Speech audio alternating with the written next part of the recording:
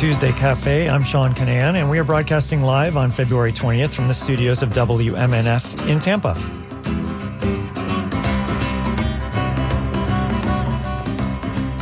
Today we continue our look at the 2024 elections. We're going to hear from 4 candidates running for school board in Hillsborough County. The election isn't until August, but we're bringing you this forum now, courtesy of Tampa Tiger Bay Club. Perhaps you heard WMNF Chris Young's summary of it on Friday. Thanks to him for recording this whole event. So today we're going to hear from candidates in 2 races, and we'll get to the other races later in the year. The District 1 incumbent that we're going to hear from is Nadia Combs, and she's being challenged by Julie Magill. The District 3 incumbent is Jessica Vaughn, and she has 2 challengers. We're going to hear today from Angela Pimento Fullwood, and Bonnie Lambert is the other challenger. She was invited but did not attend because she was sick. And this hour, I'd like to hear from you. I want to know if you have decided who you're voting for, or what education issues are important to you when you make your decision about voting for school board members. The best way to get in touch with me this morning is dj@wmnf.org. If you want to email us, you can text 813-433-0885. And make sure that you sign your name on that. This is Tuesday Cafe, and we're broadcasting from WMNF Tampa. Well, let's hear this first clip, and the 4 candidates are going to introduce yourselves. Again, this is Tuesday Cafe, broadcasting from WMNF in Tampa. Hello, everyone. My name is Nadia Combs. I'm a lifelong educator and a business leader. I graduated from the University of South Florida with an undergraduate degree in education and a master's degree in educational leadership. I started my career by teaching in the public school system in Japan. I then returned to Tampa, where I taught in Hillsborough County. I was a teacher, department head, trainer, curriculum writer, and I was recognized as Social Studies District Teacher of the Year. I started 2 educational businesses, a large business where I had after-school tutoring in 16 districts in the state of Florida, and then I also had a local tutoring center that I owned for 9 years. I ran for the board because of my love for children, and I wanted to bring my experience to make a difference in the lives of our students and our community. As an experienced board member, I've served 2 terms as a board chair and led through financial challenges and helped maintain stability through 2 superintendents. I look forward to sharing about the programs that I've worked on during my tenure to positively impact Hillsborough County.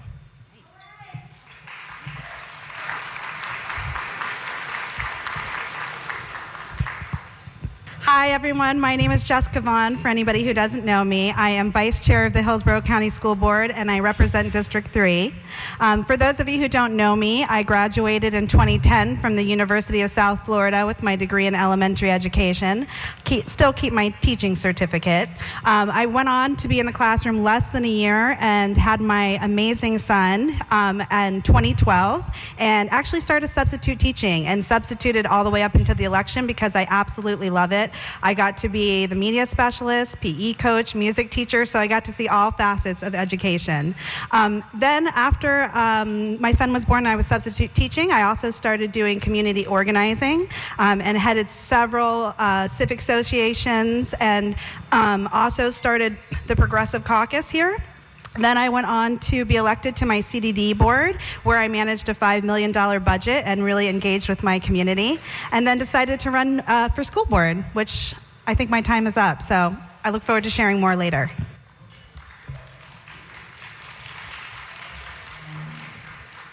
Greetings. My name is Angela Pimento Fullwood. I am a 4th-generation educator who's recently retired after serving Hillsborough County Public School students for 35 years. Yes, all 35 are right here. I am running because students deserve more. Teachers deserve support, and this district deserves better. As your next school board member, I promise to use my vast skills and experiences to cultivate an ecosystem where families, teachers, and the community will connect, convene, and collaborate. I promise to learn.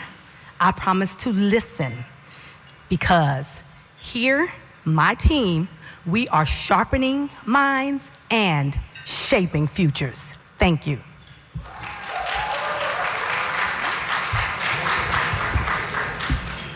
Good afternoon. My name is Julie Magill. I'm a Tampa native. I attended public schools. My children attended public schools, and my grandchildren are attending public schools. I have a great concern when I notice what the board has been doing lately. They're not making decisions in the best interest of our children. I've also looked at the budget. Let me give you my background. I'm a real estate broker and a general contractor, so I stare at contracts all day long. And when I'm looking at the budget, I see absolutely no transparency. I would like to know, and I'm sure you would also, where our taxpayer dollars are actually going to that budget, what that money is being spent on, because obviously when our kids, 70% of our kids are at a 50% grade level or lower, there's an issue, there's a problem, and I intend to get on the board and solve it. Well, those were four of the candidates for Hillsborough County School Board. We heard from District 1 challenger Julie Magill right there, and before her was District 3 challenger Angela Pimento Fullwood, and District 3 incumbent Jessica Vaughn, and District 1 incumbent Nadia Combs. So we're going to hear more from them as we go throughout the show today. This is Tuesday Cafe. We're broadcasting from the studios of WMNF in Tampa. I'm Sean Canan, and I'd like to hear from you about these races. Do you know who you're voting for, or what education issues are important to you? When you make your decision about voting for school board members, you can text us at 813-433-0885. Make sure that you put your name and where you are writing from if you do text us, and email us at dj@wmnf.org. Next up, we're going to hear the candidates' takes on things like the Florida legislature. And first, they were asked about their biggest challenge as a school board. We will hear first from Nadia Combs. This is Tuesday Cafe on WMNF Tampa. I think that probably the biggest challenge is the funding in public education in the state of Florida. Just today, I saw in Channel Fox 13 News where it said that we are actually ranked 50th for our teachers. And because of that, there's a shortage of teachers. We're losing administrators. So I think that's the biggest challenge is the funding. When you look at private schools, I owned a tutoring center where I had students go into private public schools. And to go into a Berkeley's $34,000, Tampa Catholic is $20,000. We're getting funded $8,500, and the needs are really so high. So being at the very bottom of funding and trying to not only recruit but maintain teachers, and people can't live in Tampa and actually teach here. When I was a teacher, I was a young teacher. I lived in Bayshore. I actually was able to go on vacations. Now teachers are unable to live independently, and that's a really big challenge. We need to invest in our most important asset, and that's our students. That was Nadia I couldn't Combs. agree This more. is Jessica The biggest Vaughn. challenge that we're going to be facing is the total attack on traditional public education. Defunding it, culture wars that are driving our teachers out of the classroom, the fact that we cannot pay a livable wage and that we're losing teachers to other counties who can offer things, supporting our teachers in the classroom, and not just our teachers, but all of our employees. So, just being able to be successful under the attack on traditional public education is the #1 challenge. And I think that it's not just a partisan issue, public education. Everybody knows that public education is not only the bedrock of our community, it's the foundation of democracy, and it is the very basis of the American dream. And equal access to a public quality education is the thing that will bring our society to where it needs to be. So making sure we have people who not only utilize public education, but support public education and are there to fight for it to make sure it's as strong as it can be is the biggest challenge we're going to be facing. Thank you. That was Jessica Vaughn, the incumbent in District 3. Here's her challenger, Angela Pimento Fullwood. I could not agree more with funding. And funding is a direct connection to the reason why we have a teacher shortage here in Hillsborough County Public Schools. We have over 400 still vacant openings for teachers here, but we have to I will look at the reasons why. Teacher retention. First, it's going to be crucial to find out what those factors are. Is it pay? Is it teacher pay? Is it professional development? Is it workload? Is it just simply not being happy in your job? We have to support our teachers, provide professional development, Make sure we have plans in place to help develop them. Schools should have opportunity to have school improvement plans, behavior management plans, safety plans. All of that comes into play. And is it funding? I believe the biggest challenge right now is our schools are not on an equal playing field. This is we Julie have Magill. schools being closed because they're in maybe an impoverished neighborhood. And we need our children, every one of our children, to be in a school that they can be proud of. And every school needs to have the same opportunities. And that is not happening right now. We have schools that I've visited that do not have the necessary materials that you would find in an affluent neighborhood. So when we can get that under control, then we need to talk about parent involvement. And once you have quality schools, I believe that you will be able to get better teachers in those schools. Some of those schools are frankly scary, and teachers not going to want to be there. Get parent involvement, get community involvement. Again, look at the budget. We do need to pay our teachers better, and I believe there's plenty of room in that budget to make that happen. Good afternoon. I'm Kathy Betancourt, and thank you for running for this office. It's probably the most important one in our community to be on our school board. Our Constitution creates a system of school boards, 67 school boards, yet we also have a Florida legislature. And right now, the Florida legislature has some definite ideas about what should be happening in our public schools. I would like to know what you think the relationship should be between the legislature and our local school board, and what would you say to our members to make that happen? Julie Okay, Magill so answers legislature's first. coming down to the superintendent of schools. The superintendent would probably need to explain to Tallahassee what's going on in certain districts. With our district, of course, we know that the schools are not performing in getting our kids at the grade level they need to be. And then the superintendent would distribute that information to the board members. Board members need to have a discussion, agree to disagree, and come to reasonable conclusions on this. So that would be my answer to that. I definitely see there is a legislative overreach. This is Angela in Pimento our Fullwood. Public school system. From increased funding to private and charter schools to changes in how long a board member will serve to book banning. All of these are overreach. Legislation should create the laws and allow for school boards to take what the laws are and create policies and procedures that best fit the county in which they serve, which they know, which they understand, and which we love. Thank you. That was Angela Pimento Fullwood. This is Jessica Vaughn. Thank you. I couldn't agree more. You know, there's a term, home rule, that allows municipalities to be reflective and support their community. As an elected official, my job is to represent my district. And I can't do that if someone who sits in Tallahassee, who's very disconnected from my community and what our needs are setting all of the rules and regulations for the classroom down to where teachers feel like they have almost no autonomy and they're afraid to teach the curriculum because it might violate some state statute. So I believe in keeping home rule. There's a reason we have home rule. Trust the people elected in a community to make the decisions that best reflects their community and get more voices. You know, I go up to Tallahassee, we have a legislative platform. We talk to legislators every single year, and they're not listening to our students, to our educators, and to our community members. My time's up. That was Jessica Vaughn. This is Nadia Combs. I think it's very important that school boards remain nonpartisan. Children should not be part of politics. I think students are being used as pawns. They really are.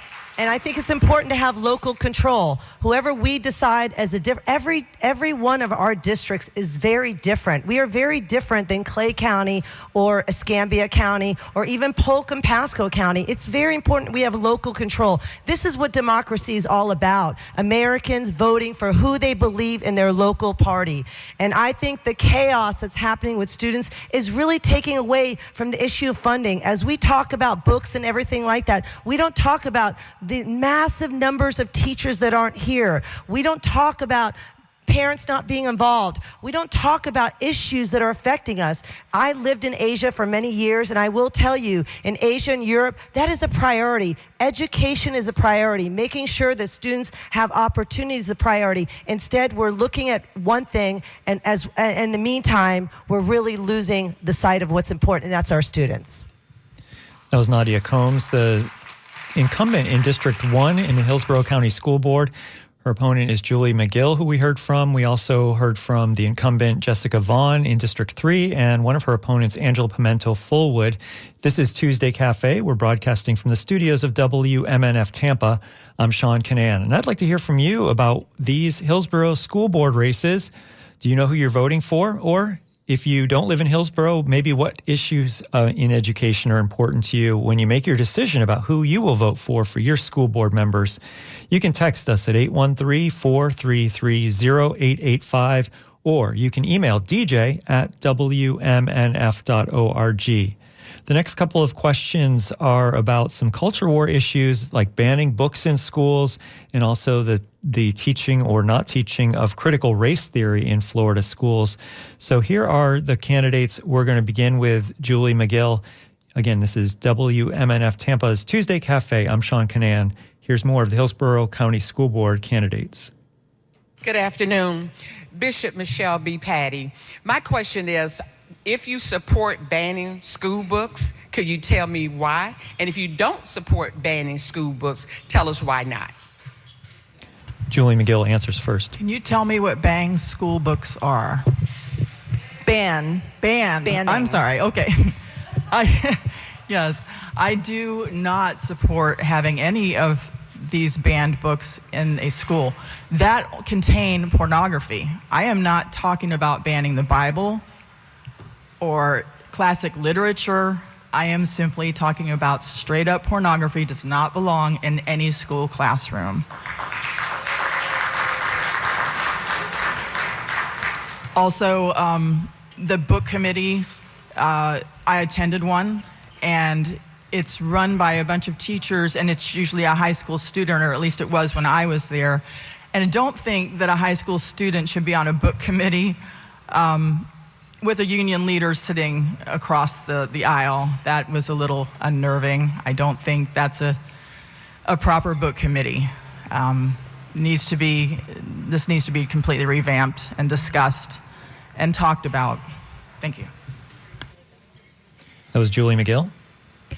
I would say balancing free speech and age-appropriate content is a delicate dance. I do not support book banning. I will say that. Angela Pimento Fullwood. I would rather trust but verify. So when I mean that is I trust that the educators that we have in our schools curate content that is appropriate for our students. If there are maybe unofficial nuances that a parent feels that a kindergartner is grabbing hold of content that is for a high schooler, then there are processes right now in place for you to review that book. If in the end that book is found not appropriate, then take the necessary steps. But if so, don't huff and puff at the school board meeting and upset that that book was not banned. Instead, make a flag for your child so that your child does not have access to that book, but my child can. Thank you. That was Angela Pimento Fullwood. This is Jessica Vaughn. Thank you. In the true vein of parental rights, I am not for book banning. And let's just be clear, no one wants pornography in our classrooms. We don't have pornography in our classrooms. Pornography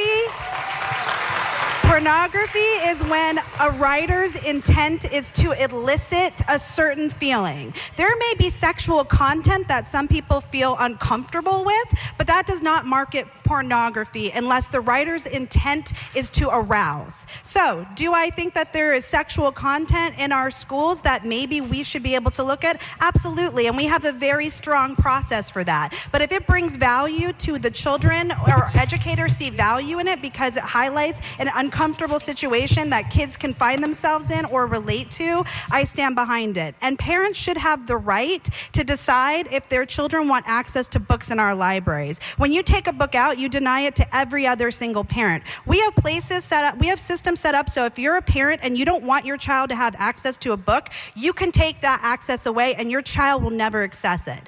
However, you should not have the right to take that away from other parents who might want their children to have right to that book. That was Jessica Vaughn, and coming up is Nadia Combs. Nobody wants profanity in front of children, pornography, or anything inappropriate.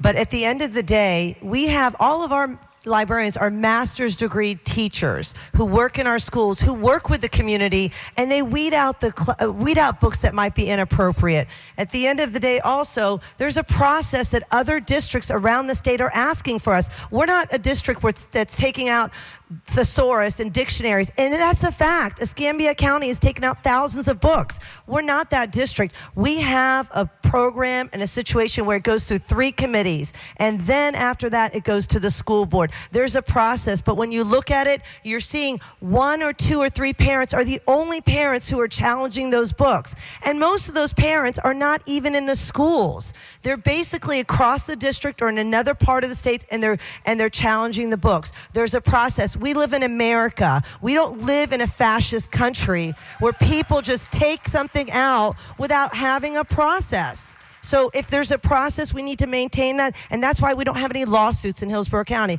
compared to other districts, because we do maintain a process. Thank you. And in the interest of fairness, we're going to start with Ms. Vaughn to mix it up a little bit, so she has to go first. And here's our next question. Okay. Hi, Angela Birdsong, Democratic Black Caucus. I would like to know everyone's feeling on teaching Black history in schools, including slavery, and your definition of critical race theory. Well, thank you for the question. I'm not sure quite how to define critical race theory because I've seen people who are against it who can't even define it. But in regards to teaching Black history, it's American history. I mean, Black history is American history, period.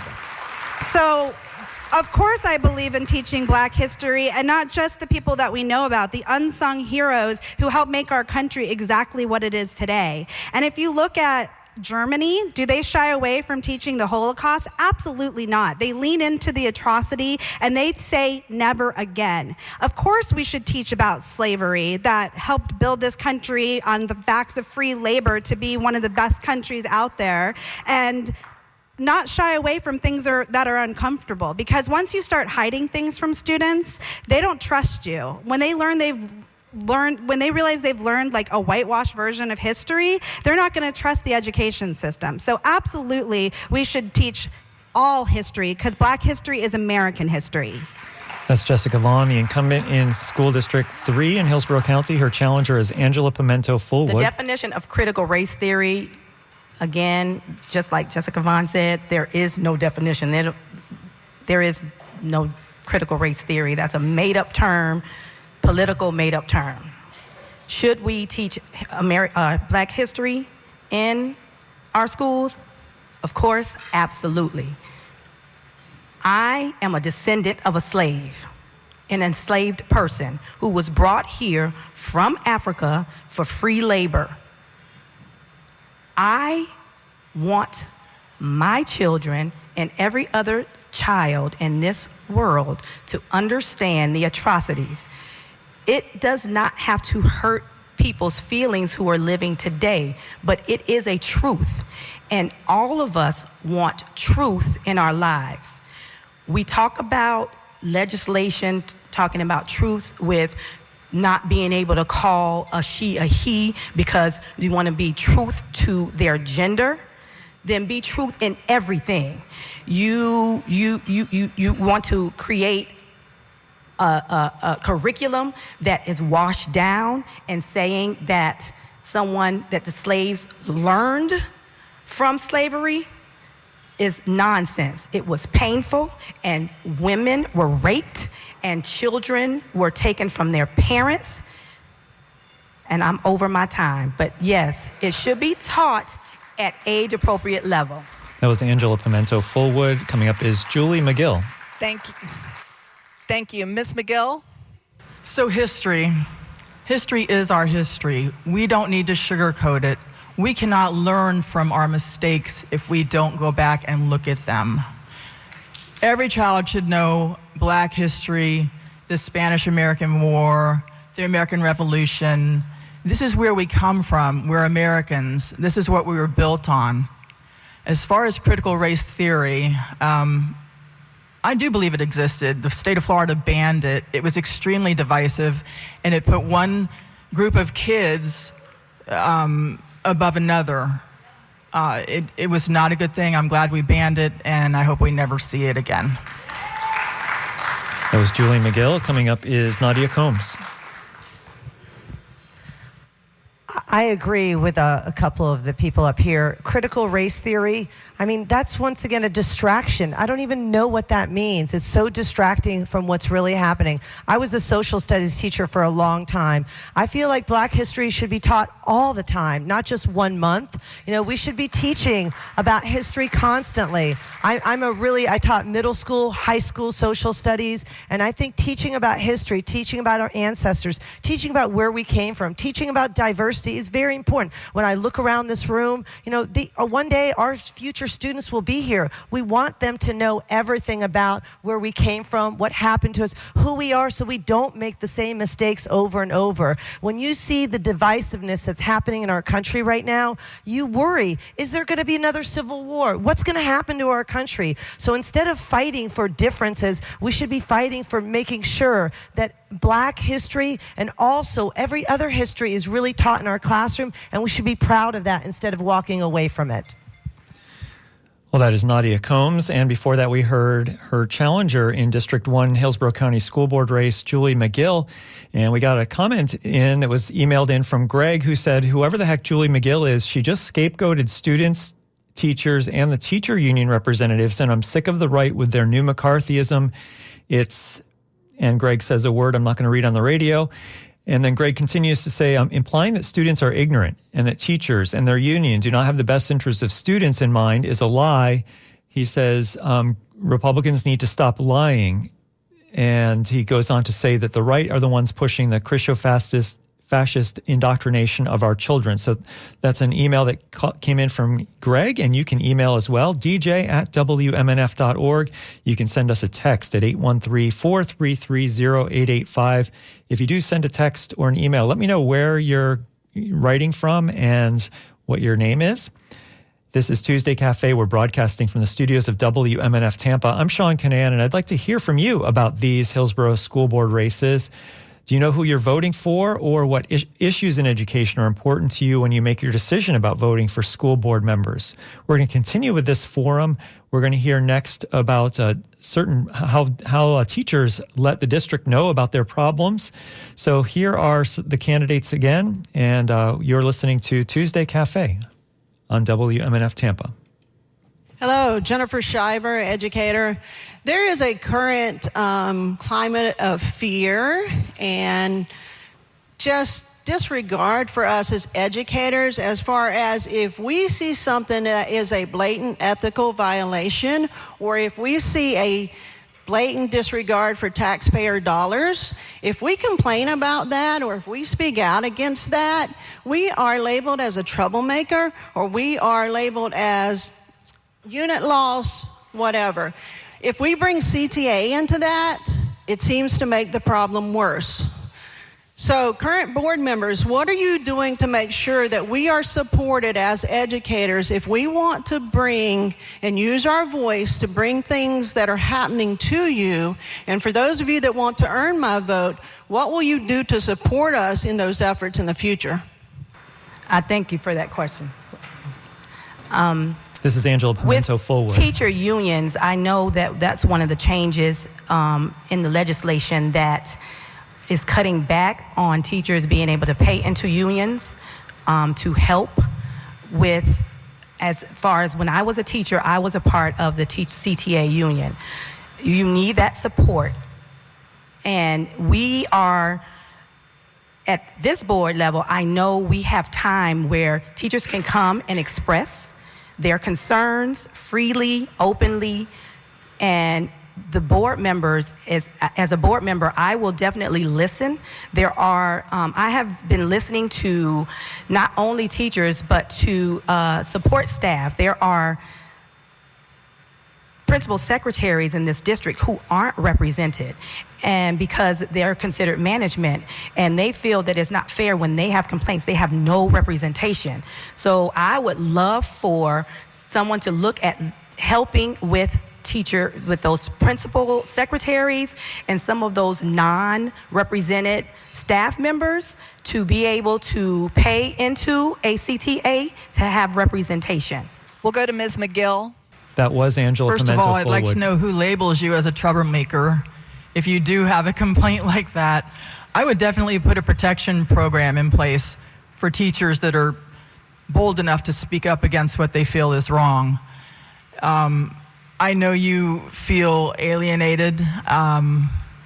It's a shame, because if you're trying to do the right thing and being labeled for that, that has to stop.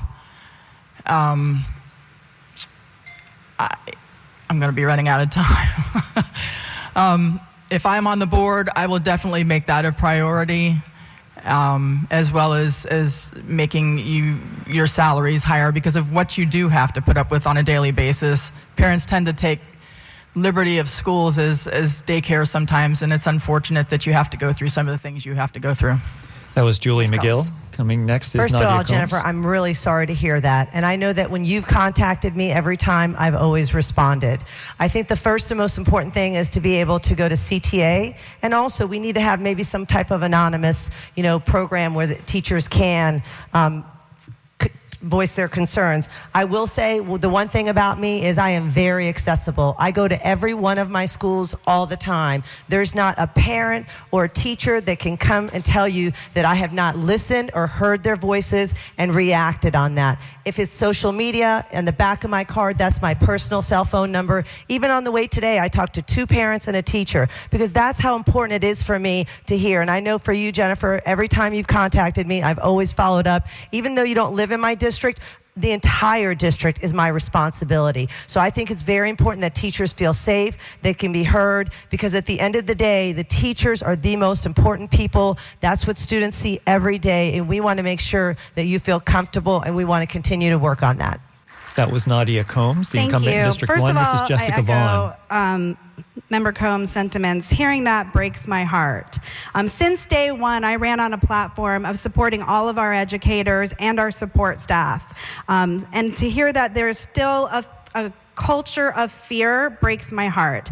I think together as a board, with the new superintendent, we have all worked very hard on culture and climate. And I know that for me, the number one thing that I focus on is making sure that our employees feel empowered and supported.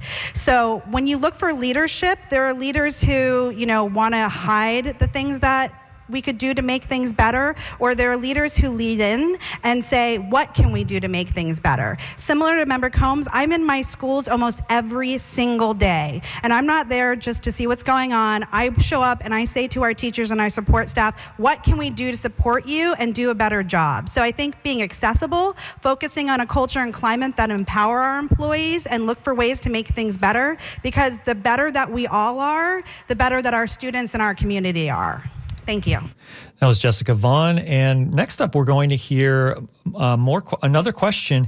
And this one goes back to that that one we heard earlier about students and teacher union reps, the one that Greg was commenting on. So let's first hear that question, and then the first answer, of course, will be Julie Magill responding to what she had talked about earlier. So this is Tuesday Cafe. You're listening to Hillsborough County School Board candidates.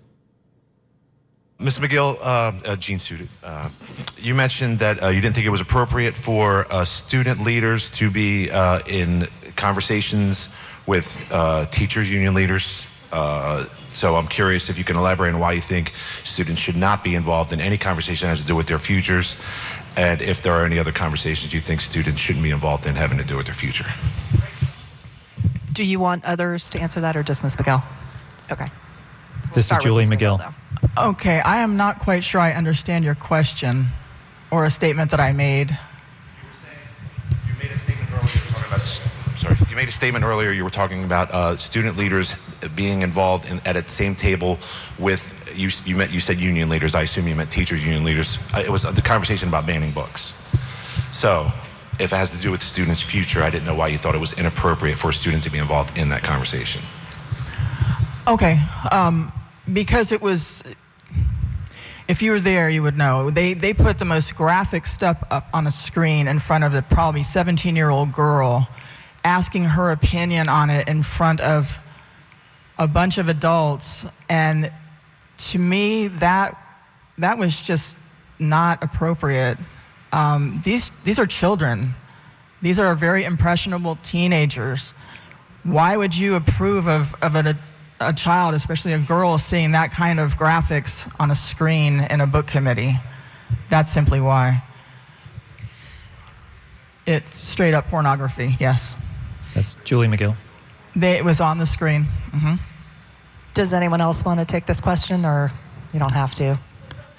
I was going to Nadia say, Combs. I mean, just the other day we had a high school forum where we had our students, and those are really, at the end of the day, our parents and our students are our customers. So to hear from students, I mean, you know, we're having students now work at a much younger age. So you're saying now you can't hear their voice. So I think it's really important that we do hear from students. You know, they have a voice. These are students. There are students who are working multiple jobs. There are students who are supporting their brothers and sisters. So I think it's very important that students have a voice. They tell us when they were there, they talked a lot about their concerns with suspension. They talked about the ELL students, the big language learners. There were so many issues. They talked about the need for more technical, vocational programs. So I think it's very, very important that we bring students into there and involved and making decisions. Those are the students that you're saying they can't see the books. Why would they not be on part? Why wouldn't they have a voice in that forum? Of course those are the most important people are the students, so they absolutely should be in there.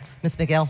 That was Nadia Combs, whose opponent is Julie Magill. I couldn't Next up agree is more. Jessica Vaughn. I think that student voice is one of the missing pieces as decision makers, and they're the ones that we're making decisions about. When we talk about preparing for students for life, if we're not engaging them to figure out how they're emotionally doing, what they want, what works for them, and we're not listening to them, then we're doing a disservice to education.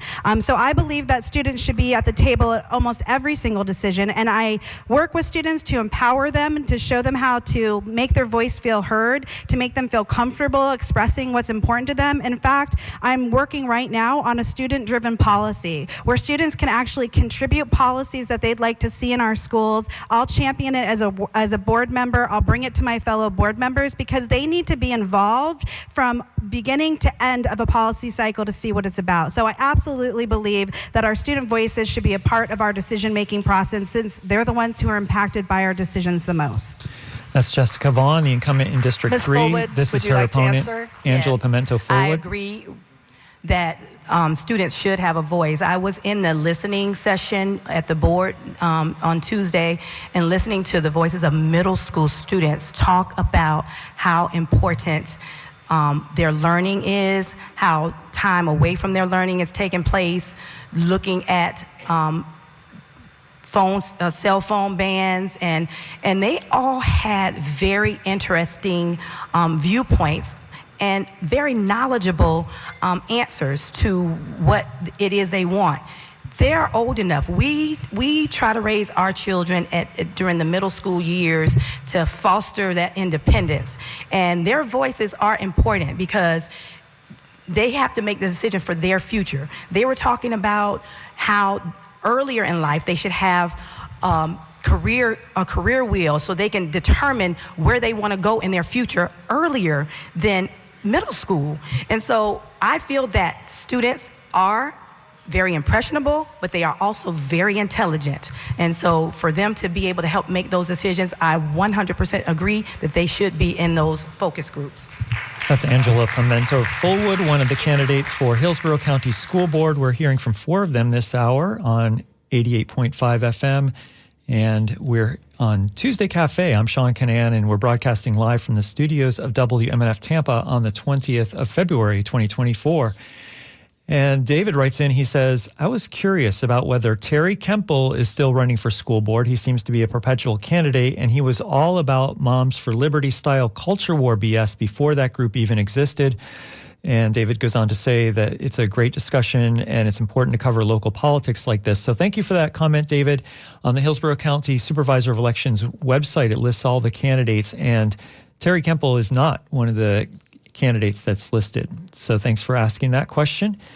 And we're going to continue now with the last couple of questions about closing an elementary school, just elementary, and also more about the culture wars. So here's more Hillsborough County School Board candidates answering questions from Tampa Tiger Bay Club last Friday on 88.5 FM and on Tuesday Cafe. Good afternoon. This question is to the entire dais. My name is Denise, and I work with the Greater Tampa Realtor Association, and I'm standing here next to my mentor. So that's where the courage for this question comes, because it comes out of frustration. I've called the board more than a couple of times for one of my clients. There is a charter school that has been closed for some time. It had a failing grade. This particular client has a grant, and one of the very unique pillars for her business model is to make sure that she handles recidivism. Children are not getting in trouble anymore. The school is sitting empty, and it could be utilized. She has a grant to be able to pay the school board for it. Every time I call, I'm told that the board hasn't made a decision yet. What are you guys doing with schools that are closed? We'll start back with Ms. Combs. It's a little bit similar and different. At the end of the day, I was elected to do what's best for students. And at Just Elementary was probably one of the hardest votes for me. But at the end of the day, we cannot keep schools that are really under-enrolled by 70, 80% and keep them open. And at Just Elementary, 14 out of 28 of those teachers were substitute teachers. That is unfair for students. I have to think at the end of the day, every vote I make is what's best for students. When 14 out of 28 of those students did not have a regular teacher, that's an issue. And 97% of those students were not reading proficient. So we do have a big plan for Just Elementary, a bigger plan in the future to work on that. We need to really work on those Title I schools. That's why I think about affordable housing, different issues. As a lifelong educator, I know there's 2 factors that impact students the most. That's class size and the quality of the teacher. We have to have qualified teachers with our most vulnerable students. That is a fact. That is what's going to impact everybody. It's going to impact their lives. It's also going to impact, crime. It's going to impact homelessness. We've got to invest in our students. That was Nadia Combs. Okay, thank you for This is Jessica Vaughn. clarification. Just to be clear, I did not vote to close Just because I felt that our community was coming to us and saying they were going to wrap their arms around that school, and I believe in leaning into our communities and listening to them and hearing what they want from us as far as educators, especially right now with so much school choice going on. However, my hope for Just was either one, we were going to bring Montessori in there because I helped bring our first public Montessori to Hillsborough County in Esrig to make it accessible, or turn it into a school that models itself after historical Black colleges and university with a house model to really help our kids have some motivation in education. However, unfortunately, it did close. I know right now they're utilizing it as a district office, and I agree with Member Combs that they have big plans for what it's going to look like. So while we may have gotten there in a different direction, I do believe that school is going to reopen, and it's going to be a great asset to our community. And as the board, that's what we're here to do, is make sure that all of the decisions that we make impact our community in the most impactful way. So thank you.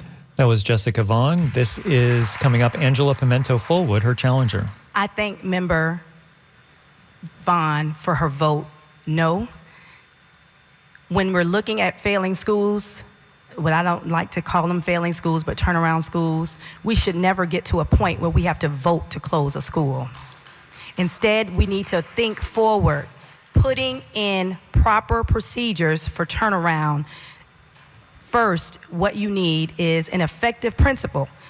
If we have an effective principal in the school who's going to hire highly qualified teachers, create a culture of love and respect for one another.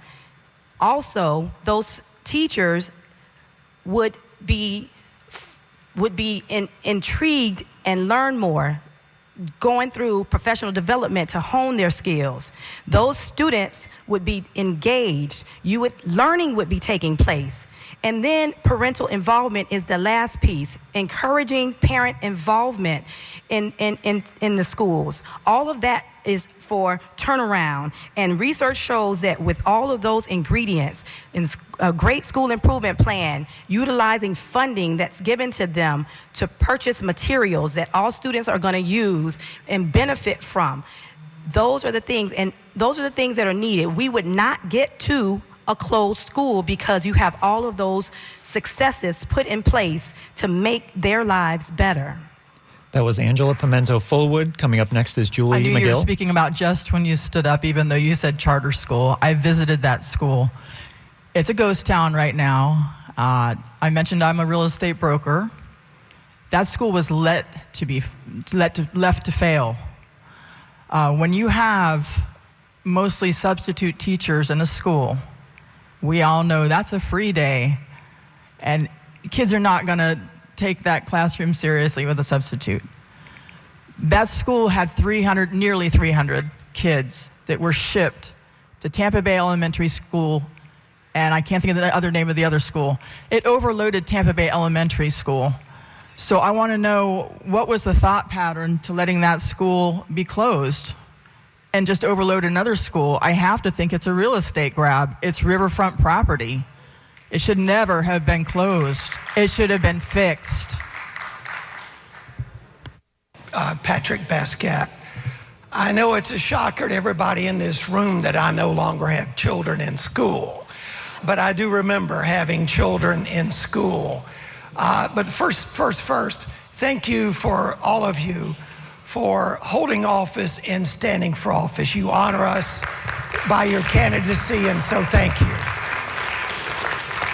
I too am flummoxed by the terms of critical race and wokeism. I don't have a clue what they mean. But what I'm grappling with is, how does waging these cultural wars in public schools help educate our children, increase their math and history and their English scores? I don't understand it. So please explain to me how these cultural wars will increase the education and the value of education to our students. Thank you. I should have noted that this is actually going to be our last question, so the Garfield Committee. And this is Jessica Vaughn with the first response. Ms. Vaughn. Oh, me.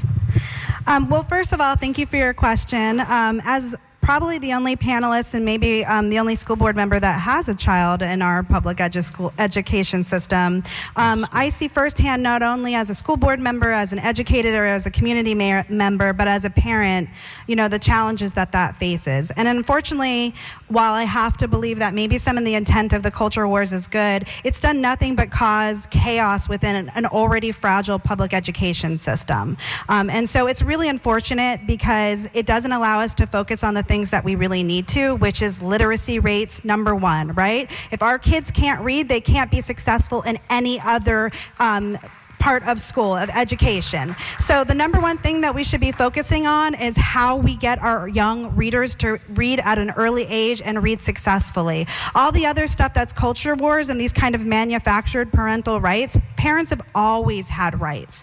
Teachers have always wanted to work with parents. And so I think it's really unfortunate that there's been all of this misinformation that's caused a huge amount of chaos and not allowed to focus on what's best for our kids. That was Jessica Vaughn, District 1's District 3 I agree school that board cultural member. awards do nothing for our school system. This is we Angela need to be Pimento focused Fullwood. on education, educating our students. We need to be focused on our budgets. We need to be focused on graduation rates. We need to be focused on closing achievement gaps. And we even need to focus on early literacy. Our students, a lot of them are coming in 2 to 3 years already below grade level when they come in. COVID that year did not do any good. Those kindergartners are now in 4th grade, and a lot of them are behind. We don't have time to be piddling around with minute issues. Some of our students are suffering emotionally, they're suffering physically, and there are a lot of other issues that need to take place. Our teachers some of them are unhappy. We need to find a common ground. One thing that I did learn at the student summit, that the students loved the diversity in their schools. It's the adults that are having a problem with different people and different races. This is Angela Pimento Fullwood. And so we should not even bring it up because they're not even thinking about the color of someone's skin or the religion that someone is going on are in. They're not even focused on that. So they are hungry. They are a sponge for learning, and that's what they discuss at that forum, that we just want to learn. We want our teachers respected, and we want to grow. We want to stop the fights. We don't want to see inequities in those fights. We heard those things, and the students are acting way more mature than the adults are. That was Angela Pimento Fullwood. Next up is Julie Magill. Ms. McGill, go ahead, yeah. So cultural wars in schools, politics in schools, religion in schools, pronouns, none of that is beneficial to what the kids are actually there for. They're there to learn to read, to do math, science, learn about our history. There's no room for any of this fluff that we keep trying to kick the can down the road and say it doesn't exist. But, this board has had long enough to decide on that. Now we're sitting at this table deciding that, it's not proper. But where were you a couple years ago when this was a big issue and you're voting for programs that supported it? So that's what I would ask. Thank you. I am very proud, Ms. McGill, that our school district has not been involved in the cultural wars. We've stayed away from that. Our focus has been preparing students for life, which means focusing on early childhood, college ready, graduation rates, and also technical and vocational programs. When you talk about cultural wars, what it is, it's a distraction from what's happening is our students, our teachers are funded 50th in the nation with the highest inflation rate in the entire country here in Hillsborough County. Our teachers can't afford to live here. We lost 3 administrators just in the last couple months to go to Pinellas County. And at the end of the day, young people are not going into education. Teachers are scared to teach. Teachers are worried that someone is going to film them. It's very sad. Education is the backbone of our country. It is the most important thing. That's what it is our biggest asset, our students. But instead, we're focusing on cultural wars instead of really educating students and instead of making sure that they're really, really strong citizens and they can have a great education and be part of the solution to make our country better. So I think it's really sad. We need to focus, get away from the cultural wars, and continue focusing on getting students prepared for life. Thank you. I think you all. Well, that was Nadia Combs, and before that we heard Julie Magill. Nadia Combs is the District 1 incumbent in the Hillsborough County School District. She's being challenged by Julie Magill. The District 3 incumbent is Jessica Vaughn, and she has 2 challengers. We heard from Angela Pimento Fullwood. Bonnie Lambert was invited but did not attend because she was sick. I want to thank our phone team, including John Dunn and Marilyn. You've been listening to Tuesday Cafe. I'm Sean Canan, News and Public Affairs Director here at WMNF Tampa. During this time slot tomorrow, Shelley Reback will host Midpoint. Coming up next is Wavemakers with Janet and Tom Scherberger. Their Wavemaker today is Bill DeYoung, author of Vintage St. Pete, Snapshots and Stories from Days Gone By. So I hope you stay tuned for that. Hey, our Spring Fund Drive begins a week begins tomorrow, that is. And I hope that you'll support Tuesday Cafe and WMNF. You can make a donation right now at WMNF.org if you enjoy the public affairs that we bring you here on 88.5 FM. This has been Tuesday Cafe, coming to you live on February 20th, 2024 from the studios of WMNF Tampa, St. Petersburg, Sarasota, and Lakeland. Thanks so much for your support of community radio.